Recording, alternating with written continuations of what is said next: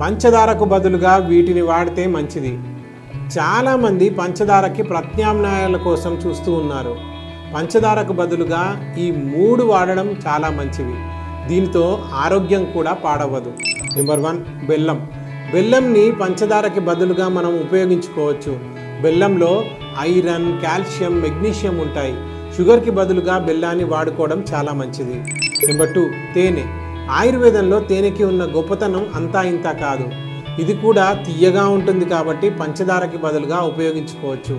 Anti ఆక్సిడెంట్లు, anti microbial గుణాలు కూడా తేనెలో ఉంటాయి. Number 3 stevia. ఇది మొక్కల నుండి వస్తుంది. పంచదార లాగే స్టీవియా కూడా తియ్యగా ఉంటుంది. బ్లడ్ షుగర్ లెవెల్స్ని పెంచదు. అలాగే ఇన్సులిన్ సెన్సిటివిటీని కూడా ఇంప్రూవ్ చేస్తుంది. మరి మీరు పంచదారకి బదులుగా దేనిని వాడుతున్నారు? కింద కామెంట్లో తెలియజేయండి.